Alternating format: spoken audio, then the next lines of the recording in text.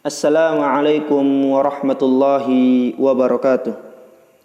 Bismillah, alhamdulillah, wassalatu wassalamu ala rasulillah wa ala alihi wa sahbihi wa sallama tasliman mazida amma ba'd. Kaifa halukum? La'allakum bi khair. Anak-anakku yang dirahmati Allah subhanahu wa ta'ala, pada pertemuan kali ini kita akan belajar fikih. Namun sebelum kita masuk ke pembelajaran, Ustadz harapkan kalian semua memperhatikan peraturan selama belajar online. Pertama, harus menggunakan pakaian yang rapi. Kedua, duduk yang rapi. Ketiga, mempersiapkan alat tulisnya.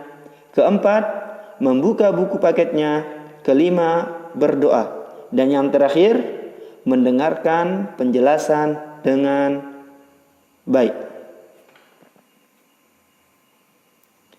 Namun, sebelum kita masuk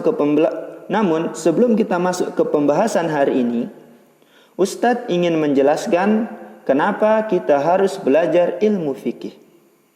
Yang pertama, tafaqquh fid din, yaitu memperdalam pemahaman agama.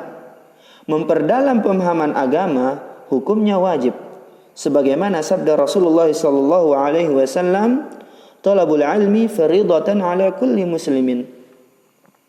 Menuntut ilmu agama itu wajib bagi setiap muslim, baik laki-laki maupun perempuan.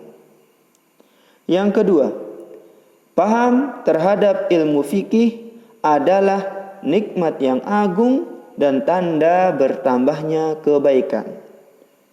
Sebagaimana sabda Rasulullah sallallahu alaihi wasallam, "Man yuridillahu bihi khairan yufaqqihhu fid-din." Barang siapa yang Allah kehendaki kebaikan padanya, niscaya Allah akan jadikan ia paham dalam agama. Dan fikih adalah salah satu ilmu agama.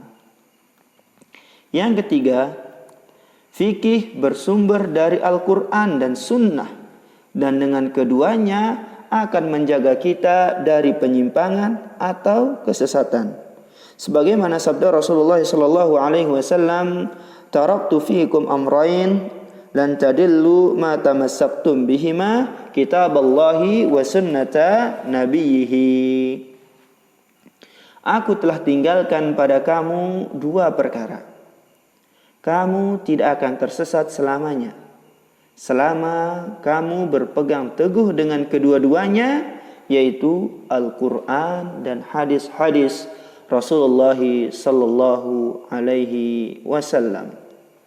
Dan yang terakhir, ahlu fikih dan orang yang mempelajarinya adalah orang yang memiliki derajat yang tinggi. Allah subhanahu wa ta'ala berfirman, "Yarfa'illahu alladhina amanu minkum walladhina utul ilma darajat." Allah akan meninggikan orang-orang yang beriman di antaramu dan orang-orang yang diberi ilmu beberapa derajat.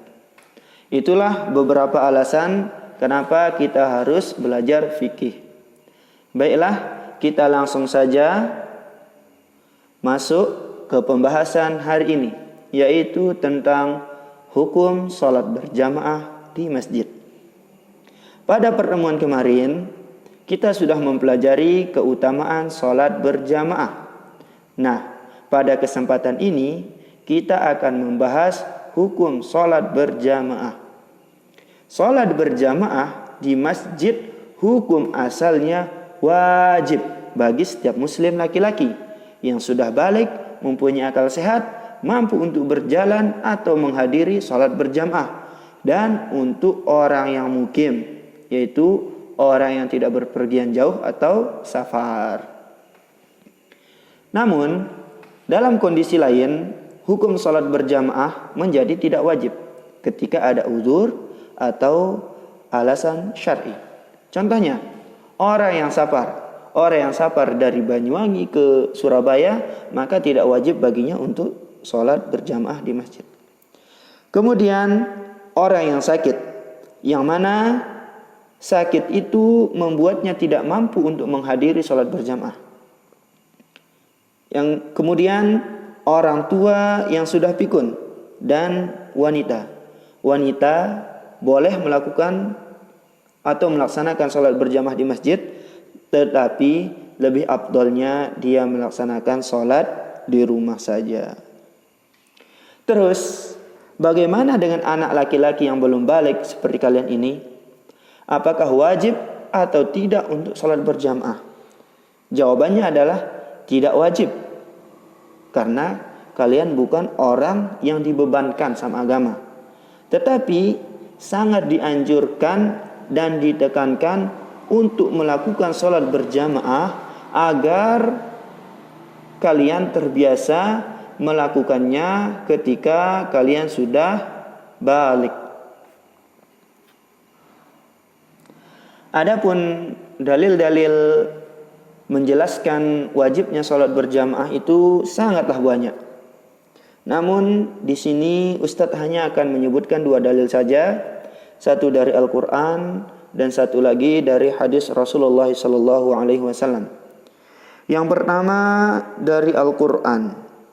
Allah Subhanahu wa taala berfirman di dalam surah Al-Baqarah ayat 43. Allah berfirman yang berbunyi, wa aqimus salata wa atuz zakata warka'u ma'ar raki'in.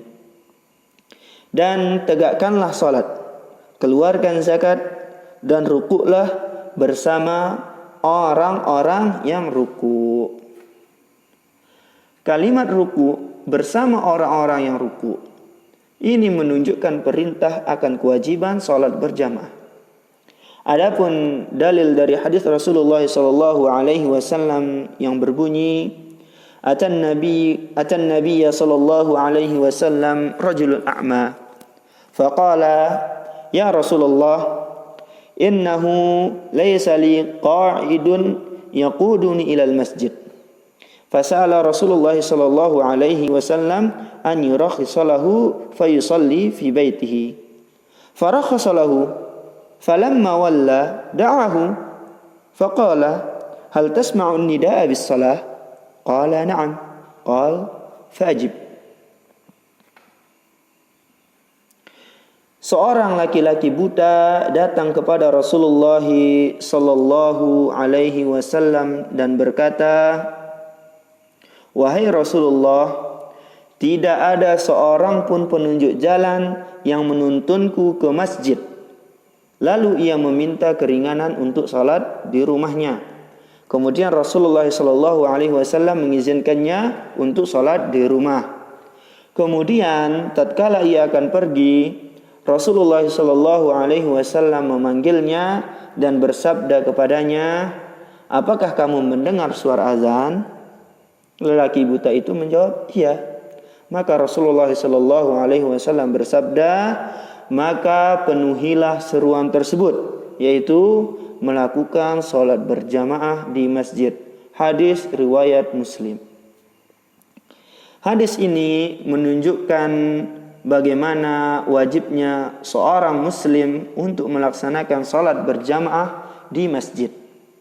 Bahkan orang buta saja diwajibkan. Apalagi kita yang alhamdulillah Allah memberikan kita kesehatan dan kesempurnaan fisik. Maka kita lebih utama diperintahkan atau diwajibkan untuk melakukan sholat berjamaah di masjid. Inilah 2 dalil yang menjelaskan wajibnya sholat berjamaah di masjid. Adapun bahaya-bahaya meninggalkan sholat berjamaah itu sangatlah banyak. Namun di sini Ustadz akan menyebutkan 3 saja. Yang pertama, dikhawatirkan hati orang yang meninggalkan sholat berjamaah tertimpa penyakit kemunafikan. Yang kedua, dikhawatirkan jiwanya telah dikuasai oleh syaitan. Dan yang ketiga, ia telah berbuat kemaksiatan yang besar karena ia telah meninggalkan suatu kewajiban yang telah diwajibkan Allah dan Rasul-Nya. Sebelum Ustadz mengakhiri pertemuan kali ini, Ustadz ingin mewasiatkan diri Ustadz sendiri dan anak-anakku yang dirahmati Allah Subhanahu wa ta'ala untuk selalu menjaga salat berjamaah di masjid. Walaupun kalian belum diwajibkan, tapi dengan kalian sering dan tetap salat berjamaah di masjid, insya Allah kalian akan terbiasa ketika sudah balik. Bahkan bisa jadi kalian akan merasa sedih ketika tidak bisa melaksanakan salat berjamaah di masjid. Untuk orang tua atau wali murid, saya titip salam kepada antum semua untuk selalu memperhatikan ibadah anak-anak kita. Selalu ingatkan mereka dan minta kepada mereka untuk menyelipkan doa di sujud-sujud mereka supaya Allah selalu menjaga kita di masa pandemi ini dan segera diangkat agar kita semua bisa bersua kembali di madrasah yang kita cintai ini. Minta kepada mereka juga untuk mendoakan kedua orang tuanya agar dihapuskan dosa-dosanya dan dimasukkan ke dalam surganya. Amin ya rabbal alamin. Kalau ada ucapan atau bahasa yang salah, itu datangnya dari saya sendiri dan syaitan, dan saya meminta ampun kepada Allah agar mengampuni kesalahan-kesalahan saya. Adapun ada kata atau bahasa yang benar, itu semua datangnya dari Allah Subhanahu wa ta'ala semata. Allahumma la sahla illa ma ja'altahu sahla wa anta taj'alul huzna idza syi'ta sahla. Allahumma inna nas'aluka ilman nafi'ah wa rizqan thayyiba wa amalan mutaqabbala. Amin ya rabbal alamin. Kita tutup dengan doa kafaratul majlis. Subhanakallahumma wa bihamdika asyhadu an la ilaha illa anta astaghfiruka wa atubu ilaik. Kita tutup saja. Wassalamualaikum warahmatullahi wabarakatuh.